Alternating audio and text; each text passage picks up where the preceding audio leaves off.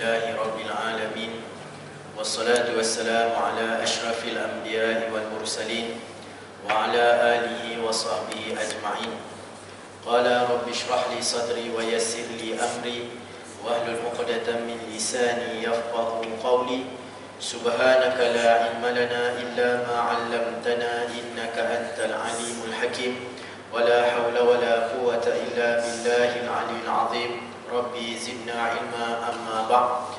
Assalamualaikum warahmatullahi ta'ala wabarakatuh. Alhamdulillah, pertama dan selama-lamanya marilah kita sama-sama memanjatkan setinggi-tinggi kesyukuran kita kepada Allah Subhanahu wa ta'ala, kerana dengan limpah kasih sayang Allah Subhanahu wa ta'ala pada hari ini dapat kita sama-sama mendirikan solat maghrib secara berjemaah. Mudah-mudahan solat yang kita lakukan akan dinilai oleh Allah Subhanahu wa ta'ala sebagai satu daripada amal soleh.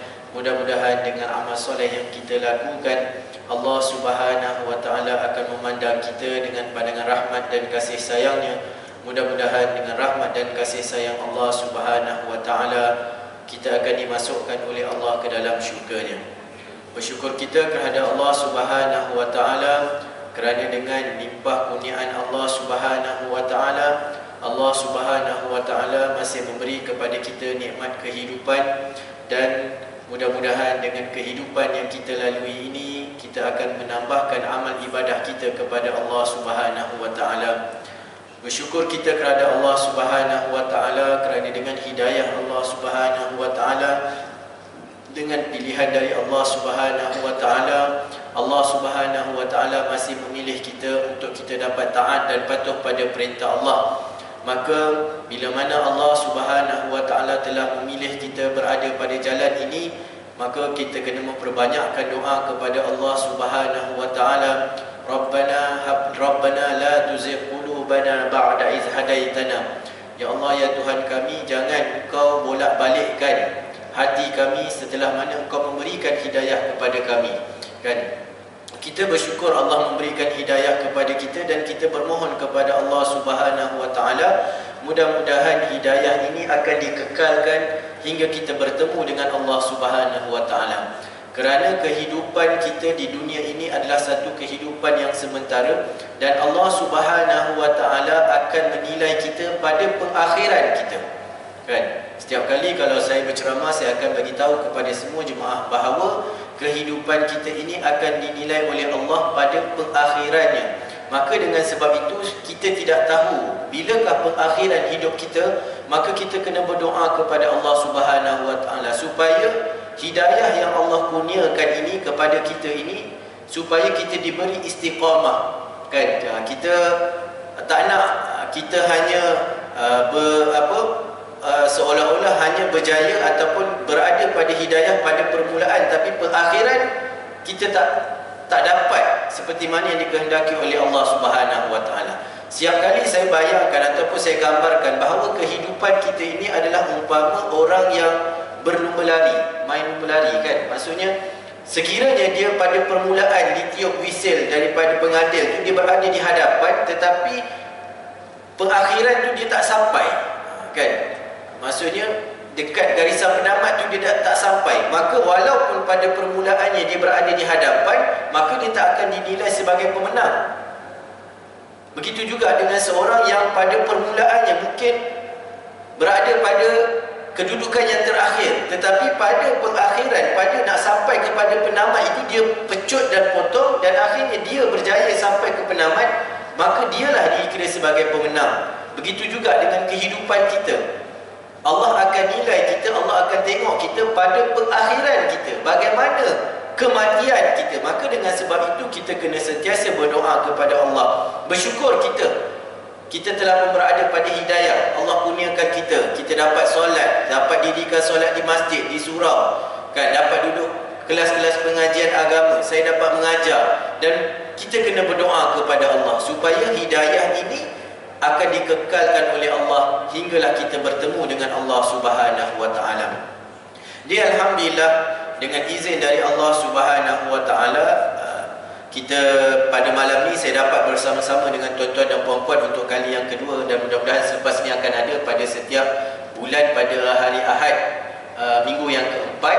Jadi insyaAllah pada malam ini saya nak berkongsi dengan tuan-tuan dan puan-puan berkaitan dengan sebuah kisah Rasulullah SAW, yang mana mudah-mudahan kita membaca kisah ini akan memberikan hidayah, akan memberikan petunjuk pedoman kepada kita bagaimana kisah yang Allah berikan kepada Nabi SAW merupakan Nabi yang terakhir. Tidak ada Nabi lagi selepas Nabi Muhammad SAW, yang mana sebelum Nabi ini datangnya banyak Rasul dan banyak Nabi, tetapi pengakhirannya adalah pada Nabi SAW. Walaupun Nabi merupakan Nabi yang terakhir, tetapi pada diri Nabi ini terkumpul padanya mukjizat-mukjizat Nabi-Nabi yang terdahulu. Seperti mana kalau kita tahu bahawa Nabi Daud, dia boleh bercakap dengan bukit. Antara mukjizat yang Allah berikan kepada Nabi Daud ni dia boleh lembutkan besi. Kemudian antara mukjizat lain, Nabi Daud boleh bercakap dengan bukit. Dan Nabi Muhammad SAW juga diberikan kelebihan sebagaimana Nabi Daud. Suatu hari Nabi SAW pernah menaiki bukit Uhud. Kemudian Uhud ni bergoyang dan bergegar seolah-olah nak berlakunya letupan gunung berapi. Macam itulah bergoyang, sehingga Nabi hentakkan kaki Nabi 3 kali. Maka Nabi kata, berhenti wahai Uhud. Nabi pajak Uhud tu, masa tu ada Sayyidina Abu Bakar, ada Sayyidina Umar dan ada Sayyidina Uthman radhiyallahu anhum ajma'in. Maka ketika itu Nabi beri arahan kepada Uhud. Nabi kata, berhenti. Sesungguhnya atas kamu ada seorang Rasulullah, ada seorang As-Siddiq, dan ada 2 orang yang akan syahid. Maka gunung yang bergoyang tu, bukit yang bergoyang tu tiba-tiba berhenti. Itu mukjizat Rasulullah SAW. Dan kalau kita tahu mukjizat Nabi Yusuf alaihissalam merupakan seorang yang sangat handsome, kan, sehingga mak angkat dia pun terpikat dengan dia, kan. Dan Nabi SAW juga diberikan rupa paras yang sangat menawan, sehingga bila ditanya kepada para sahabat bagaimanakah rupa Nabi SAW, maka sahabat kata, mafhumnya dia kata, kalaulah kita keluar pada malam yang ke-15 ataupun malam yang 13, 14, 15, malam bulan mengambang, keadaan gelap gelita, kita nampak bulan mengambang, keadaan ketika itu pasti kita kata cantiknya bulan, kan, bersinar cantiknya bulan. Maka Nabi bila dipandang wajahnya lebih bersinar dan lebih cantik daripada malam yang padanya ada bulan purnama. Maksudnya setiap orang yang memandang Nabi, maka dia akan rasa seronok untuk memandang Nabi SAW. Dan Nabi SAW juga diberikan kelebihan sebagaimana Nabi Sulaiman alaihissalam. Nabi Sulaiman boleh bercakap dengan binatang. Antaranya dalam Al-Quran dikisahkan bagaimana Nabi Sulaiman memahami bahasa semut. Nabi Sulaiman boleh bercakap dengan hudhud. Begitu juga dengan Nabi SAW. Nabi SAW boleh memahami bahasa binatang dan binatang boleh memahami bahasa Nabi. Antaranya kisah yang kita akan baca pada malam ini, iaitu kisah yang berkaitan dengan Nabi dan seekor dog. Seekor dog yang beriman kepada Nabi SAW. Apa kisahnya? Kisah ini diriwayatkan oleh Ibnu Katsir, Imam Ibnu Katsir di dalam kitabnya Al-Bidayah wa Nihayah. Ibnu Katsir ini antara yang masyhur kalau kita tengok adalah pengarang kitab tafsir. Kalau kita tengok, kalau siapa yang ambil bidang tafsir, dia akan belajar antara kitab yang terhebat selain daripada tafsir yang umdah ataupun yang utamanya, iaitu tafsir At-Tabari. Maka Ibnu Katsir juga merupakan salah seorang daripada mufassir yang hebat dengan kitabnya disebut sebagai tafsir Ibnu Katsir. Dan selain itu beliau ada kitab sirah Al-Bidayah wa Nihayah, yang mana dalam kitab Bidayah wa Nihayah ini diceritakan daripada zaman Nabi Adam sampai kepada seluruh umat ni, sampai kepada kehidupan dia. Dan antara kisah yang dia nyatakan di dalam kitabnya Al-Bidayah wa Nihayah yang disampaikan oleh Sayyidina Umar radhiyallahu anhu, dia nakalkan daripada Sayyidina Umar. Maksudnya kisah ini diceritakan oleh Sayyidina Umar kerana Sayyidina Umar yang berhadapan dengan situasi ini. Apa situasinya? Dikatakan bahawa Sayyidina Umar radhiyallahu taala anhu bercerita. Dia kata apa? Rasulullah SAW pada ketika itu sedang berjalan bersama-sama dengan sekumpulan para sahabat. Ini Nabi SAW, adab dan akhlak Nabi. Nabi suka berjalan dengan para sahabat. Dan bila mana Nabi berjalan, maka para sahabat akan mengerumuni Nabi. Kerana apa? Ketika itulah mereka nak bertanya sesuatu kepada Nabi tentang hukum hakam, dan ketika itulah Nabi SAW akan menyampaikan kepada mereka tentang cerita-cerita orang-orang yang terdahulu. Maka ketika itu Nabi SAW sedang bersama dengan beberapa orang para sahabat dalam satu perjalanan. Maka datang kepada Nabi seorang Badui. Datang kepada Nabi seorang Arab Badui daripada Bani Sulaim di hadapan Rasulullah SAW. Dan ketika itu beliau membawa bersama-samanya seekor dog yang ditangkapnya, dan dia bercadang untuk membakar haiwan itu untuk dimakan. Jadi Badui ini adalah orang Arab. Dia kata dekat sini Badui ini adalah orang Arab yang duduk di pedalaman. Yang Badui lawan dia Hadari. Hadari ini orang Arab yang duduk di bandar, yang dah biasa dengan keadaan bandar. Dan Badui ini seolah-olah macam kita orang asli lah, ataupun orang asal yang memang duduk di dalam pedalaman, dan dia tak biasa keluar ke bandar. Dan perwatakan mereka ni sangat kasar. Dia tak ada nak berlemah-lemah lembut ni, tak ada. Hidup dia memang kasar. Kerana mereka ini selain daripada suka berperang, kehidupan mereka berpindah randah, memang hidupnya penuh dengan kekerasan. Jadi dia kasar.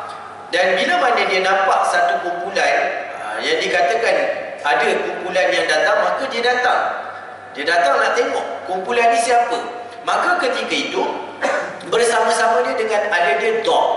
Kebiasaannya kalau kisah dog ini, dia ni berlaku di Madinah.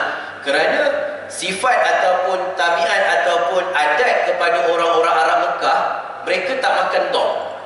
Walaupun dog itu boleh dimakan, tetapi tidak menjadi kebiasaan kepada mereka untuk makan dog. Contoh, kalau orang Kelantan biasa makan budu, kan? Tidak semestinya orang Selangor dia akan makan budu, kecuali bila dia dah bercampur. Ataupun orang Melaka biasanya dengan cencaluk, dan tidak semestinya ada orang Kuala Lumpur yang boleh makan cencaluk. Begitulah.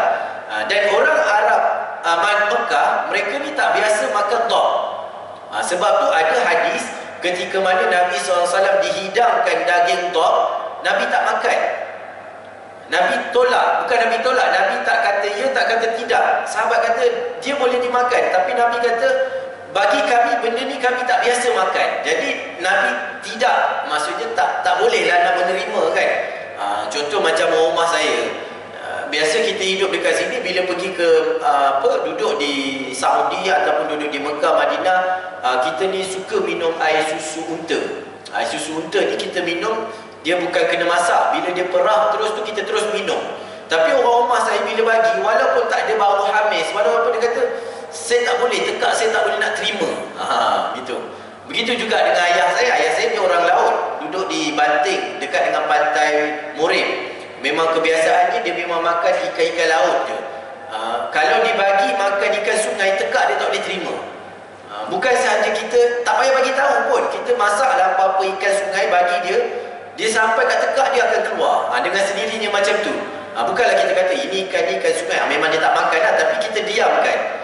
Kalau dia makan pun dia akan keluar. Begitulah tabiatnya. Nabi SAW dia tak boleh, bukan dia tak biasa makan dog. Maka dengan sebab ini dipanggil hadis Nabi makan dog ni dipanggil sebagai hadis takrir. Sebab tu siapa yang belajar ilmu hadis, maksud hadis itu adalah setiap perkataan, perbuatan dan juga takrir daripada Nabi. Takrir ni apa? Takrir ni Nabi kata ya pun tidak, tidak pun tidak. Maka itu juga boleh dijadikan sebagai hadis ataupun sumber. Antaranya kalau kita belajar ilmu hadis, takrir ni hadis dog ni lah. Maksudnya Nabi makan, tak makan, tapi Nabi tak larang sahabat-sahabat makan. Dan Badui yang datang ni bersama-sama ni dengan ada seekor dog. Pengalaman bila sebut dog ni, saya teringatlah saya pernah dulu di Saudi kejar tangkap dog. Tapi bukan dog yang besar-besar ni, dog yang kecil-kecil. Kan kebetulan ada pergi ke sempadan daripada Saudi dengan Jordan. Dia ada satu padang pasir yang luas. Kemudian dekat situ dia ada macam batu-batu macam dekat Petra tu, cantik lah batu-batu dia. Dan dekat situ punya banyak dog. Bila kita jalan ni, kita akan nampak dog berlari. Jadi suka kejar. Tapi tidaklah jumpa dog yang besar-besar tu, jumpa anak-anak dog ni, tangkap bawa balik Madinah, letak dalam akuarium, kan. Tapi bila dah lama, anak-anak pun tengok kesian lah, saya ambil, saya lepaskan dekat Uhud ataupun dekat Masjid 7. Siapa yang biasa pergi Madinah, dia ada Masjid 7, tempat berlakunya perang Khandaq. Belakang tu dia ada Jabal Silah. Kawasan tu ada sedikit padang pasir, saya lepaskan kat situ. Jadi Bila sebut Dab ni teringatlah. Jadi dia bawa lah Dab tu, kemudian dia pergi dekat Nabi bersama dengan kumpulan ni. Apa dia kata? Melihat ramai yang berjalan, kemudian maka dia tertarik untuk mendekati kumpulan ini dan bertanya kepada mereka ni. Sebab dia pelik, kenapa ada seorang lelaki dekat tengah-tengah kemudian orang kerumun dia. Maka dia tertanya-tanya, siapa lelaki ni? Maka dengan sebab itu dia datang dekat dengan sebab orang Badui ni dia hidup berkumpulan-kumpulan. Orang kumpulan dia kata, pergilah tengok tu, ada kumpulan luar datang kan. Maka dia pun pergi, kemudian dia tengok ada seorang lelaki yang dikerumuni oleh lelaki lain. Maka ketika itu dia pun teringin nak tahu siapa lelaki tersebut. Maka dia pun bertanya, dia kata siapakah gerangan yang sedang mereka iringi? Apabila diberitahu kepadanya bahawa mereka sedang mengiringi Nabi SAW, maka dia terus mendekati Nabi SAW. Lantas dia berkata, jadi Badui ni dia pernah dengar orang cerita tentang seorang lelaki daripada Mekah yang bernama Muhammad, yang mana Muhammad ini membawa satu agama yang baru, yang mana dengan agama itu telah memecah belahkan kesatuan umat orang Arab ketika itu. Jadi dia tak suka dengan Nabi SAW. Dia benci. Kalau boleh dia nak bunuh Nabi, kerana pada dia mendengar benda yang buruk tentang Nabi SAW dan dia tak pernah berjumpa dengan Nabi. Jadi bila mana dia nampak kumpulan tu, maka orang kata itu adalah Muhammad SAW. Maka dengan keadaan yang bermacam marah, maka terus dia bersumpah dengan nama berhala dia. Dia kata apa? Demi Tuhan Latta dan Uzza, tidaklah sesuatu yang terdapat dalam alam ini yang lebih kubenci daripadamu, wahai Muhammad. Kalaulah tidak kerana kaumku memanggilku dengan panggilan yang tergesa-gesa, tentulah aku sudah memenggal kepalamu, lalu aku dapat mengembirakan hatiku dan hati semua manusia yang berkulit hitam, putih dan merah serta selainnya. Jadi bila tadi dia datang tu dalam keadaan dia tak bersedia, sebab dia tak tahu siapa lelaki tersebut. Jadi dia kata, kalaulah aku tahu yang tu adalah engkau, pasti aku akan datang dengan perlengkapan yang semaksud cukup untuk aku bunuh engkau. Tapi aku datang dalam keadaan yang tergesa-gesa. Maka ketika itu para sahabat menjadi marah bila dia dengar, maksudnya Badui ni tak ada adab dengan Rasulullah. Dah lah panggil Muhammad macam tu je. Lepas tu kata, inilah orang yang paling aku benci dekat muka bumi, sampai dia nak bunuh Nabi SAW. Maka ketika itu sahabat yang paling marah adalah Sayyidina Umar radhiyallahu anhu. Sebab tadi dia yang cerita kisah ni.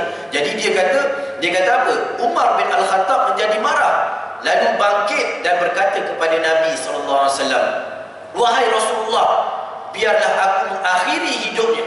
Sayyidina Umar ni jadi yang keras. Dia tak ada nak berlembut-lembut. Dia kata, ya Rasulullah, kau bagi je aku arahan, aku bunuh je. Maksudnya aku habiskan riwayat tu. Hebat Sayyidina Umar ni. Dia tak seperti Sayyidina Abu Bakar. Sayyidina Abu Bakar adalah seorang yang lembut hatinya, tetapi tegas dalam prinsip agama. Tapi Sayyidina Umar ni jangan main-main. Antara karamah Sayyidina Umar, kalau dia jalan pada satu-satu jalan ataupun lorong, akan berkeliaran semua setan-setan dan iblis-iblis kerana takutkan Sayyidina Umar radhiyallahu anhu. Hebat Sayyidina Umar ni. Kalau kita baca kisah kehidupan Sayyidina Umar, Allahu Akbar, yang mana dia sentiasa berdoa kepada Allah. Bila mana dia tahu tentang kelebihan mati di bumi Madinah, dia berdoa, Allahumma inni as'aluka syahadatan fi sabilik waj'al mauti fi baladi rasulik. Kan Nabi SAW pernah bagi tahu bahawa barang siapa yang mampu untuk mati di bumi Madinah, cuba usaha mati di Madinah, kerana sesungguhnya Nabi memberi syafaat pada orang-orang yang mati di bumi Madinah. Bila mana dia mengetahui tentang kelebihan mati di bumi Madinah, maka dia berdoa kepada Allah, ya Allah, Allahumma inni as'aluka syahadatan fi sabilik. Yang pertama, dia minta kepada Allah untuk mati sebagai seorang yang syahid. Yang kedua, dia minta kepada Allah supaya dia dapat mati fi baladi rasulik, supaya dia dapat mati di bumi ataupun di negeri Rasulullah SAW, iaitu Madinah Al-Munawwarah. Maka doanya diterima oleh Allah Subhanahu wa taala. Ketika mana Sayyidina Umar menjadi imam solat subuh di Masjid Nabawi pada waktu subuh, maka ketika itulah dia telah dibunuh oleh seorang penyembah matahari yang bernama Abu Lu'lu' Al-Majusi, yang mana Abu Lu'lu' ini dia mempunyai hasad yang dendam kepada Sayyidina Umar. Maka dia telah merendam satu bentuk kerambit Kerambit yang diasah, dia rendam dengan racun selama 7 hari.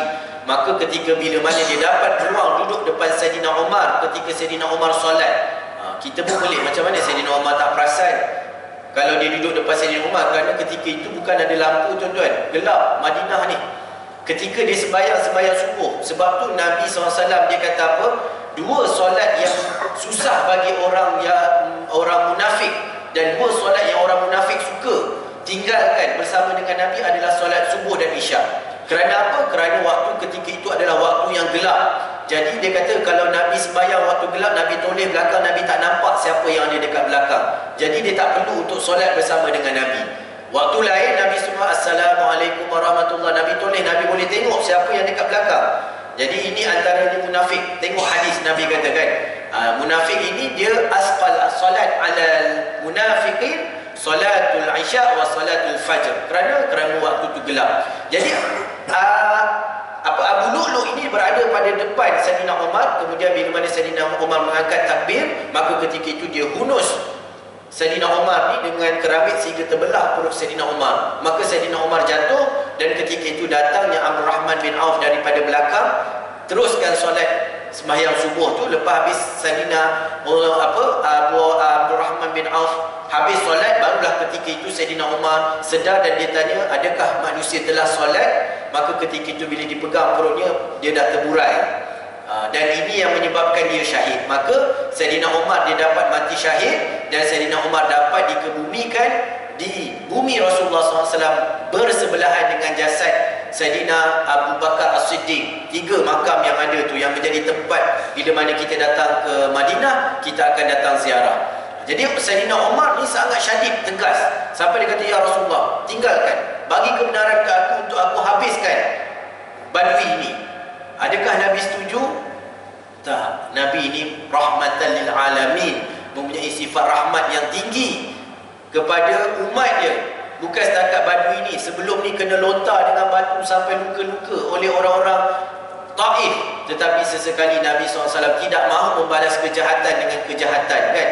Sampai di offer oleh malaikat gunung, mai sini kami lagakan ni orang-orang Taif ni. Nabi kata jangan, sekiranya mereka tidak beriman, suatu hari nanti aku mohon kepada Allah supaya akan datang daripada tulang-tulang subir mereka zuriat-zuriat mereka yang beriman. Maka doa Nabi SAW telah menyebabkan orang-orang Taif semua beriman setelah mana berlakunya pembukaan kota Mekah. Tapi kalau Nabi tidak memiliki sifat rahmat, hancur, habis langsung tak ada, kan? Tapi Nabi memiliki sifat rahmat. Maka ketika itu Nabi kata kepada Saidina Umar. Saidina Umar dia kata apa? Wahai Umar, tidakkah engkau tahu bahawa orang yang lemah lembut itu hampir diangkat menjadi Nabi? Maka seorang pendakwah itu dia kena lebih banyak sifat hilm ataupun sifat lembut. Kerana yang lembut ini dia lebih dekat di hati orang yang mendengar berbanding dengan keadaan yang kasar, yang sentak. Dan inilah hakikat yang ada. Kadang-kadang kebenaran dia boleh kalah dengan kebatilan sekiranya kebenaran itu datang dengan keadaan yang macam tak ada hikmah. Tetapi kebatilan kalaupun diajak tetapi dengan cara hikmah, maka orang lebih tertarik kepada kebatilan. Ini maksudnya ciri-ciri yang perlu ada pada seorang da'i ataupun pendakwah. Maka ketika itu Saidina Umar ni dilarang oleh Nabi SAW. Kemudian Nabi berkata kepada Arab Badui tersebut, apakah yang menyebabkan engkau berkata demikian? Sepatutnya engkau menghormatiku dalam perhimpunan bersama-sama dengan sahabatku. Nabi ini dia suka orang yang suka bertabayun. Dia tak suka hentam terus, tak. Mesti ada sebab, kan, kenapa Badui ni tak nak beriman dengan Nabi. Maka dia kata, wahai Badui, cuba kau cerita dekat aku, apa masalahnya yang kau benci dan tak suka kepada aku? Terangkan kepada aku. Dan sepatutnya dalam keadaan begini, aku dengan sahabat-sahabat aku, kau datang dalam keadaan yang ihtiram, menghormati orang, bukan dalam keadaan yang begini. Maka Badui ni jenis kasar, kan? Apa dia jawab? Dia kata apa? Dia kata Arab Badui itu tak mengalah. Bahkan dia kata, demi Tuhan Lata dan Uzza, aku ni sesekali tak akan beriman dengan kamu, wahai Muhammad, sehinggalah top yang ada ni, yang aku pegang ni, beriman kepada kamu. Katanya sambil mengeluarkan top itu dan melemparkannya di hadapan Nabi. Biadabnya dia, kan? Seolah-olah dia kata bila-bila pun dia tak akan beriman dengan Nabi. Dia kata, sampai kalau kau nak aku beriman, ni biar Bob ni beriman dengan kau, baru aku ikut. Maksudnya seolah-olah macam itulah, kalau kita ajak orang kepada kebaikan, dia seolah-olah perli kita dan kata, kau nak suruh, aku suruh ayam aku dia bercakap dulu, dia kata kau baik dulu, baru aku ikut kau. Seolah-olahnya begitu.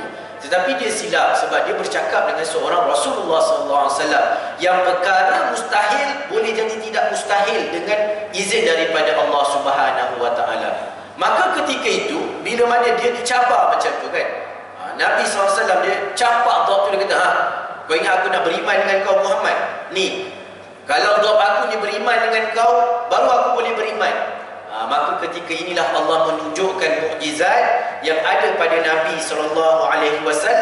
Maka dengan itu tiba-tiba Nabi bercakap dengan Dhab tersebut dalam bahasa Arab yang fasih, dan Dhab ini boleh menjawab setiap perbualan Nabi dengan bahasa Arab yang boleh difahami oleh orang-orang yang berada dekat situ. Maha suci Allah yang maha hebat. Nabi, kalau Nabi Sulaiman dia bercakap dengan semut, mungkin sahabat lain tak faham. Tapi Nabi Muhammad dia boleh bercakap dengan Dhab, dan Dhab tu boleh balas dengan bahasa Arab yang fasahah. Apa kata Nabi SAW? Maka Nabi bertanya kepada Dhab tersebut, kepada siapakah engkau beriman? Kan, dia lepaskan Dhab tu tunggu kat situ. Semua makhluk sayang kepada Nabi. Kan, pokok-pokok sampai minta izin dengan Allah nak bagi salam kepada Nabi. Batu-batu, pokok yang menangis kan. Kalau kita dengar kisah pohon kurma yang menangis kepada Nabi, apatah lagi Dhab ni, dia tak pergi sebab dia tahu ini kekasih Allah, maka dia tunggu. Maka ditanya kepada dia, kepada siapakah engkau beriman? Maka jawab Dhab tu, saya beriman kepada Tuhan yang di langit itu arasy-Nya, di bumi itu kekuasaannya, dan di lautan itulah jalannya, dan di syurga itu rahmatnya, dan di dalam neraka itu azabnya. Sempat lagi Dhab ni keluarkan ayat-ayat dakwah kan. Bila ditanya, dengan siapa kau beriman? Maka dia kata, aku beriman dengan Tuhan yang ada di langit itu arasy-Nya, di bumi itu kekuasaannya. Sebab tu kalau bagi kita, bila mana orang tanya dekat mana, macam mana nak kenal Allah, maka kita kena cakap, kenal Allah dengan penciptaannya. Tengok setiap penciptaan Allah, maka kita akan tahu bahawa yang menciptakan alam ini adalah satu zat yang sangat hebat, yang maha mulia, yang maha tinggi kan. Contohlah, kalau tuan-tuan pakai kereta apa yang tuan-tuan rasa penciptaannya begitu hebat, maka mestilah orang mencipta itu hebat kan. Kalau ada orang yang suka kereta daripada Jepun, maka dia akan menganggap bahawa orang Jepun adalah orang yang hebat sebab mampu buat kereta yang hebat kan. Begitulah alam ini, kita melihat kepada alam, kita akan lihat alam ini begitu hebat, maka penciptanya adalah suatu zat yang sangat hebat. Sebab tu kalau macam saya bagi tahu sebelum ni, saya mengajar dalam tafsir tadabbur dekat kelas, maka saya mengajar untuk tadabbur pada surah An-Nahl kan. Surah An-Nahl juzuk 14 berkaitan dengan cerita tentang lebah. Kalau kita cerita je pasal lebah, saya minta anak murid saya cari buat satu assignment berkaitan dengan apa yang kita boleh ambil kehidupan kita ni dengan lebah. Oh, Masya Allah, Tabarakallah.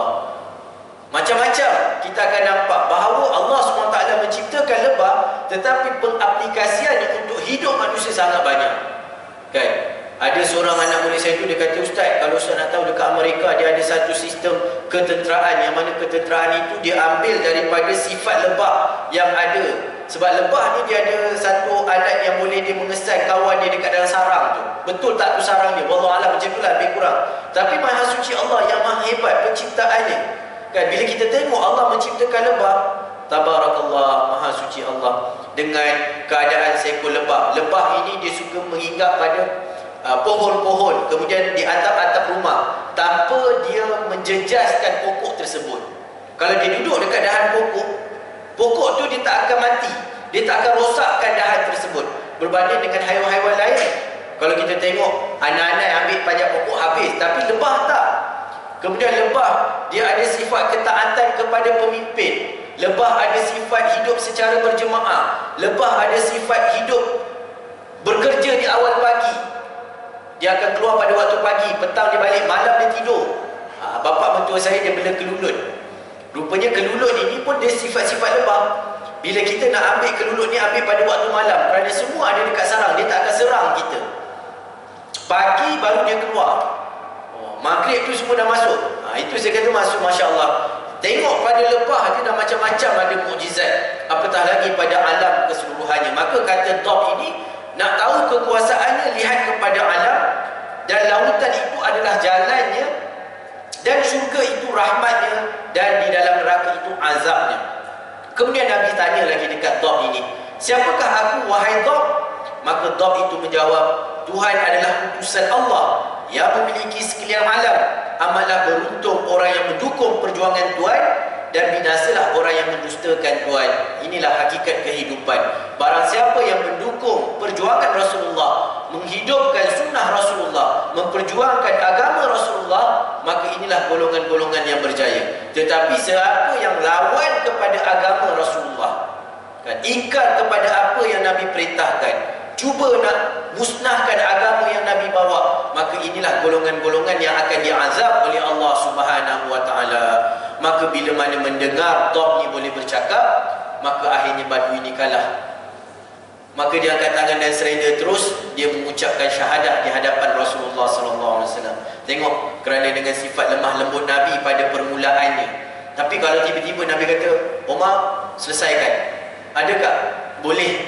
Tapi dengan kelembutan, dengan rahmat yang ada pada Nabi, kan, maka telah menyebabkan Badui yang pada mulanya kasar dan benci kepada Nabi, akhirnya dia mengucapkan, wahai Muhammad, kalau sebelum ini engkau merupakan orang yang paling aku benci, tetapi hari ini engkaulah orang yang paling aku kasihi berbanding dengan bapaku, diriku sendiri. Engkau amat kukasihi zahirku dan batinku. Allahu Akbar. Maka selepas itu dia menjadi pendukung kepada Nabi SAW, dan imannya adalah benar-benar iman kepada Rasulullah. Suatu hari Sayyidina Umar datang kepada Nabi SAW. Sayyidina Umar kata apa? Wahai Rasulullah, sesungguhnya aku sangat menyayangimu lebih daripada keluargaku, daripada mak ayahku, berbanding dengan diriku. Maksudnya dia sayang Nabi ni, tapi lebih sayang diri dia. Maka Nabi kata, wahai Umar, sesungguhnya kau belum beriman. Maka selepas itu dia betulkan ayat dia. Dia kata apa? Wahai Rasulullah, sesungguhnya engkau lebih aku sayang, lebih daripada keluarga aku, mak ayah aku, hingga diri aku sendiri pun, maka engkau lebih aku sayang. Maka Nabi kata apa? Al-an ya Umar, sekarang ni baru kau beriman wahai Sayyidina Umar. Maka Badui ini benar-benar iman masuk ke dalam dirinya, dan dia menjadi pejuang kepada agama yang Nabi SAW bawa. Kemudian beliau mengucapkan kalimah syahadah di hadapan semua yang hadir. Aku naik saksi bahawa tiada Tuhan yang sebenarnya yang layak disembah melainkan Allah, dan Nabi SAW adalah pesuruhnya. Maka lalu Rasulullah SAW berkata, syukurlah kepada Allah yang telah menganugerahkan hidayahnya kepadamu. Sesungguhnya Islam itu adalah yang paling tinggi, dan tiada yang lebih tinggi daripadanya. Maka keluarlah hadis yang biasa kita dengar, Al-Islam ya'lu wa la yu'la alaih. Kan biasa kita dengar petikan hadis tu, Islam itu tinggi dan tidak ada tinggi yang lebih tinggi daripadanya. Maka Islam dia tak boleh disamakan dengan mana-mana agama. Sekarang ni dia ada pluralisme kan. Ya, maksudnya dia memandang semua agama kat dunia adalah sama, membawa kepada kebaikan, membawa kepada kecintaan, kebahagiaan. Tapi sebenarnya kita tidak boleh meletakkan benda tersebut di dalam jiwa kita, dan kita kena letak Islam itu lebih tinggi daripada semua agama. Kerana apa? Kerana Allah bagi tahu di dalam Al-Quran, ketika mana Nabi melaksanakan ibadah haji, ketika mana Nabi berada di Padang Arafah, kan, pada haji Nabi. Selepas Nabi SAW wukuf di Arafah, maka Allah turunkan ayat Al-Quran, Al-yawma akmaltu lakum dinakum wa atmamtu alaikum ni'mati wa raditu lakumul Islam madina. Kata Allah Subhanahu wa ta'ala kepada Nabi, hari ini, iaitu pada hari Nabi SAW berwukuf di Arafah, Al-yawma akmaltu lakum, aku telah sempurnakan agama kamu. Maka agama yang kita anuti ini telah sempurna sejak zaman Rasulullah SAW. Tidak ada sebarang penambahbaikan, tidak ada sebarang pengurangan. Semua telah sempurna, serba-serbi sempurna. Daripada sekecil-kecil perkara sampai sebesar-besar perkara, semua Nabi telah sampaikan. Maka tidak boleh kita kata ini benda ni baik tapi Nabi SAW tak buat, kita kena buat. Tak, sebab agama dah sempurna. Sempurna ni apa maksud dia? Dah tak perlu nak tambah apa-apa dah. Dan tak perlu nak kurangkan apa-apa. Tidak ada pengurangan dan tidak ada penambahan pada agama. Nabi beritahu, al-yawma akmaltu lakum dinakum wa atmamtu alaikum nikmati. Dan kata Allah, hari ini aku sempurnakan nikmat aku. Maksud agama dah cukup sempurna. Seorang Yahudi datang kepada Sayyidina Umar radhiyallahu anhu. Apa kata Yahudi ini? Dia kata, wahai Sayyidina Umar, sesungguhnya di dalam Al-Quran itu ada satu ayat, yang mana ayat itu sekiranya diturunkan kepada kami bangsa Yahudi, nescaya pada hari ayat tersebut diturunkan, kami akan nak jadikan ia sebagai satu ulang tahun perayaan, kerana telah sempurnanya agama tersebut. Maka Sayyidina Umar kata apa? Sesungguhnya aku ada pada hari ayat ini diturunkan, dan aku tahu apa berita, apa kisahnya. Maka selayaknya kami yang meraihkan. Maksudnya agama itu telah sempurna. Dan Allah SWT kata pada hari tersebut, dan aku redha Islam sebagai agama kamu, dan tidak ada selain daripada Islam sebagai agama. Maka tak boleh kita meraihkan ataupun kita mengatakan agama Hindu itu betul, agama Yahudi itu betul, agama Nasrani itu betul. Tak, salah, kerana salah akidahnya. Dan hanya Islam sahaja yang diterima oleh Allah Subhanahu Wa Taala.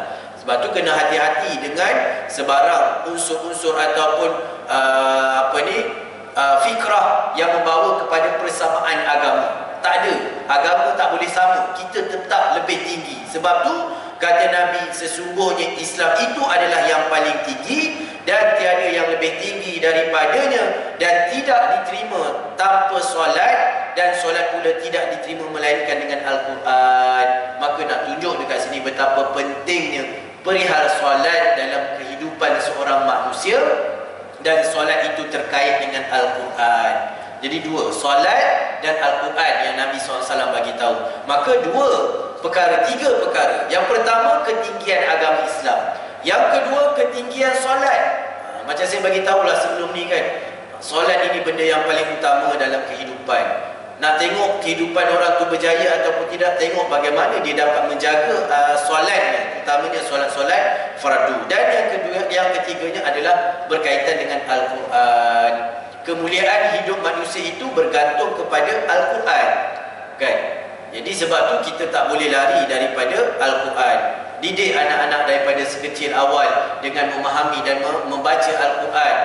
Jangan kita mati selagi mana kita tak mampu membaca Al-Quran. Jangan rasa malu untuk belajar Al-Quran. Jadi saya berhenti dulu setakat ini untuk kita dengar azan. Lepas azan kita akan sambung sikit, habiskan kisah ni insya-Allah.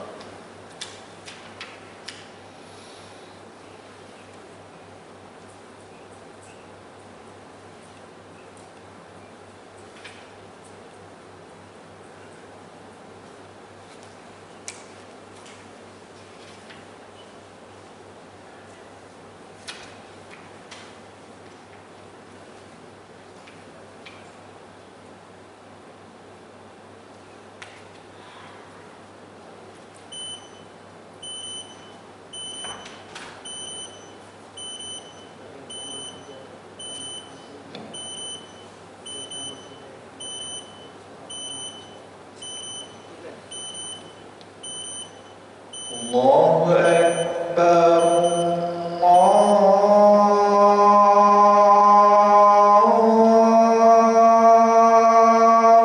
Akbar.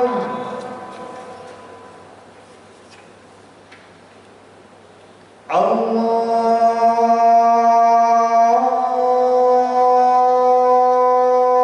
Akbar.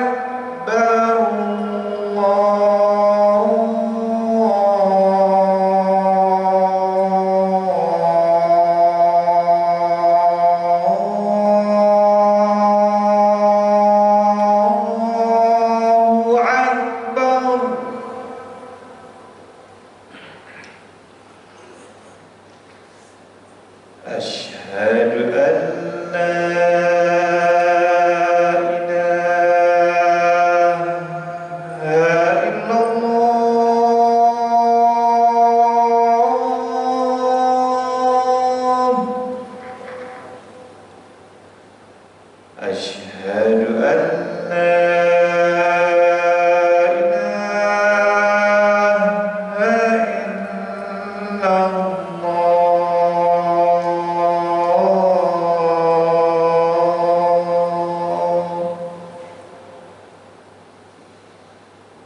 أشهد أن محمدا رسول الله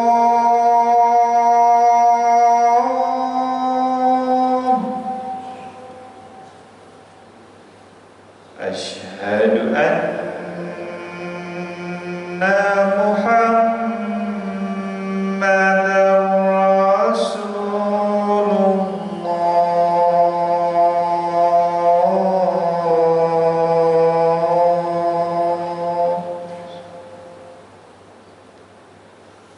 حي على الصلاة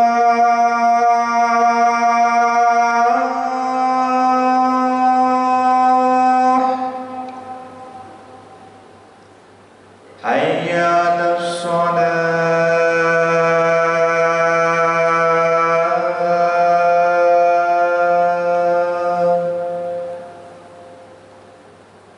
حي على الفلاح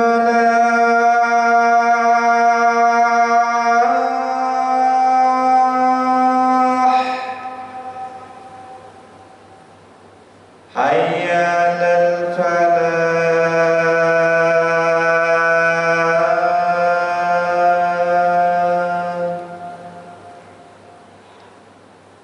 الله أكبر الله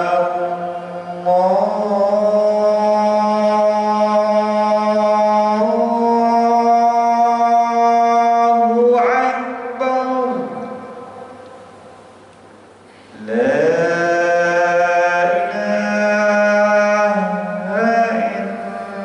إلا الله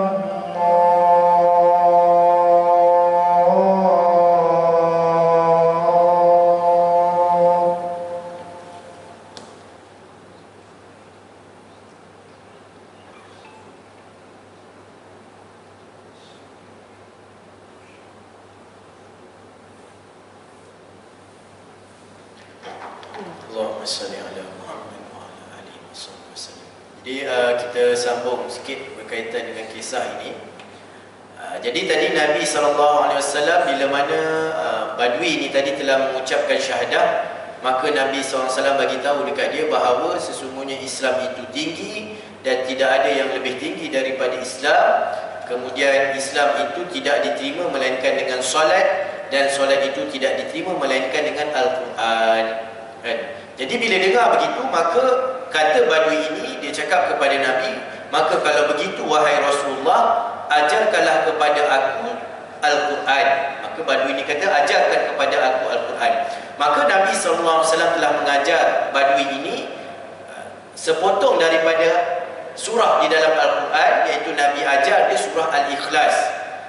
Kemudian Nabi baca kepada dia surah Al-Ikhlas, kemudian dia berkata, saya tidak pernah mendengar kata-kata yang lebih hebat daripada ini.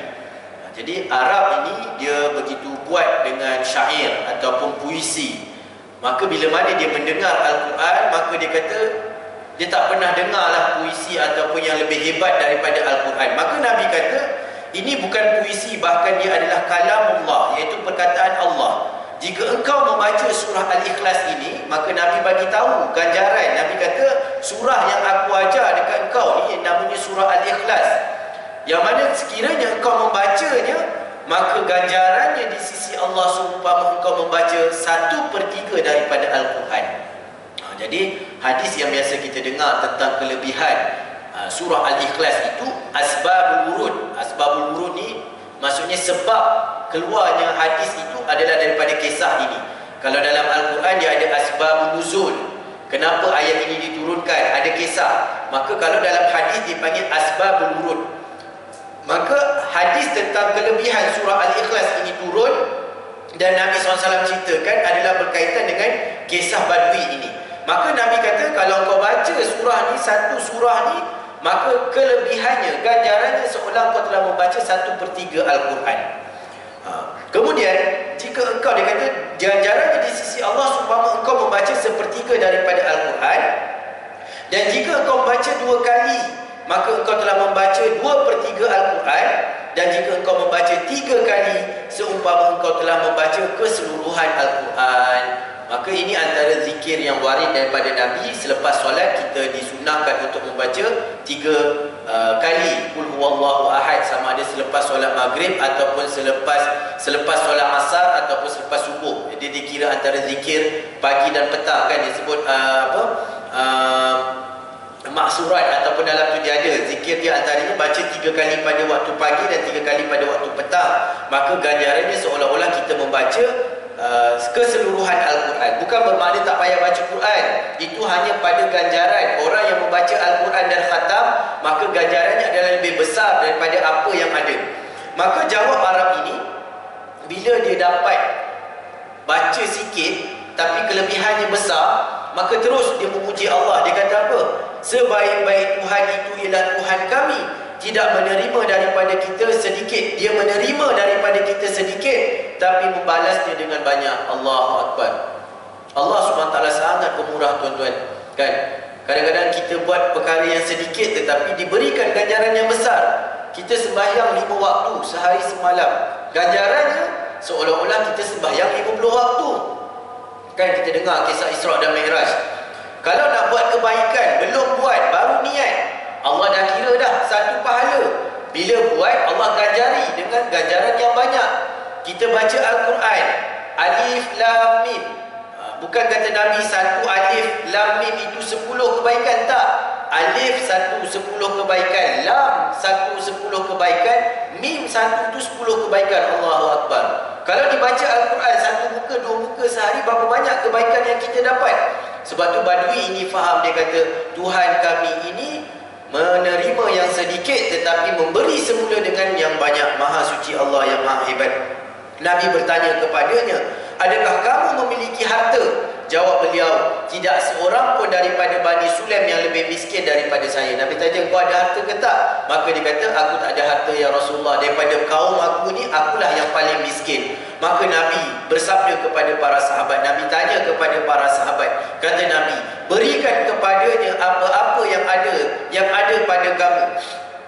Maka para sahabat menghulurkan bantuan kepadanya hinggakan dia mendapat harta yang banyak terkumpul. Kemudian Abdul Rahman bin Auf bangun lantas berkata kepada Nabi, wahai Rasulullah, saya memiliki seekor unta yang hamil 10 bulan, yang sederhana besarnya saya memperolehnya ketika dalam perang Tabuk. Sekarang saya hendak mendekatkan diri kepada Allah, saya ingin menghadiahkannya kepada saudara baru kita. Ini sunnah. Kalau kita kenal ada orang di tempat kita yang baru memeluk Islam, di kalangan mu'allaf yang baru memeluk Islam, bukan 3-4 tahun. 3-4 tahun tu dah lama, maksudnya baru dalam sebulan, 2 bulan memeluk Islam. Maka kalau kita ada harta, kita boleh berikan kepadanya sama ada zakat ataupun hadiah ataupun sedekah, kerana dia layak untuk menerima. Kerana apa? Orang-orang ini dipanggil orang yang hendak dilembutkan hati mereka supaya mereka boleh terus bersama dengan Islam. Maka ketika itu Sayyidina Abdul Rahman bin Auf memberikan satu maknanya pemberian yang sangat hebat, yang sangat besar, iaitu seekor unta yang telah bunting, kan? Maka unta bunting ni besar lah. Seekor unta je dah berapa harga dia kalau bunting dengan anak yang ada dalam kandungan dia tu, kan? Maka ketika itu Nabi kata apa dekat Sayyidina Abdul Rahman bin Auf, engkau menceritakan tentang untamu yang engkau telah hadiahkan kepadanya. Sekarang aku menceritakan bahagianmu yang diberikan oleh Allah sebagai balasannya di hari akhirat. Allah akan menganugerahkan kamu di akhirat kelak unta yang diperbuat daripada permata hijau, tengkuknya daripada permata kuning, memiliki pelana yang hebat, dan unta itu akan melintasi titian sirat dengan pantas seperti kilat. Semua orang akan merasa iri hati kepadamu pada hari kiamat. Kata Abdul Rahman, saya redha dengannya wahai Nabi. Arab itu pun keluar dari kawasan itu sekonyong-konyong, maksudnya secara berbondong-bondong datang kaumnya daripada Bani Sulaim. Seramai 1000 orang menaiki 1000 ekor unta, membawa bersama mereka 1000 pedang dan lembing nak memerangi Nabi. Maka ketika itu si Badui ni dah yang menghalang. Dia kata apa? Dia bertanya, kemanakah haluan kamu? Mereka menjawab, kami ingin memerangi orang yang menghina Tuhan kita. Kata Badui itu, janganlah, aku sendiri telah beriman dengannya. Dan dengan sebab berimannya Badui ini, maka seluruh kaum Badui ini akhirnya semuanya memeluk agama Islam dan bersama-sama dengan Nabi SAW.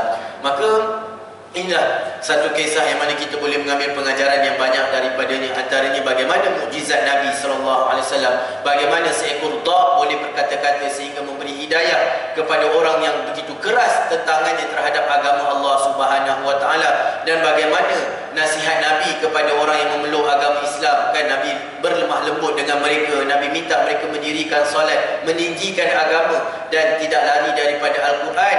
Maka seharusnya kita yang dah lama dengan Islam ini, maka selebihnya lebih perlu. Jangan kita gadaikan agama kita untuk dunia sehingga kita lupa ganjaran akhirat. Maka saya rasa sekadar itu untuk hari ini, dan insya-Allah pada hari-hari yang akan datang kita akan cuba bacalah kisah-kisah yang ada dalam ni. Dia tajuk dia kisah-kisah benar tetapi pelik. Dia dalam tu banyaklah kisah-kisah. Nanti pada hari Ahad yang akan datang kita akan baca pula kisah bagaimana seorang budak yang Allah berikan hidayah kepada dia. Banyak kisah-kisah yang pelik, tapi benda ni adalah benar daripada hadis-hadis yang sahih, yang padanya banyak pengajaran-pengajaran yang boleh kita ambil. Jadi sekadar itu untuk malam ini, mudah-mudahan ada manfaat bersama. Segala yang baik itu datangnya daripada Allah, dan segala yang lemah itu adalah kelemahan saya. Saya mohon keampunan Allah atas dosa saya dan kita semua. Mudah-mudahan Allah memberkati dan merahmati kehidupan kita. Kita tangguh dengan kafaratul majlis. Subhanakallahumma wa bihamdik, asyhadu an la ilaha illa anta, astaghfiruka wa atubu ilaik. Wa sallallahu ala sayyidina Muhammad walhamdulillahi rabbil alamin.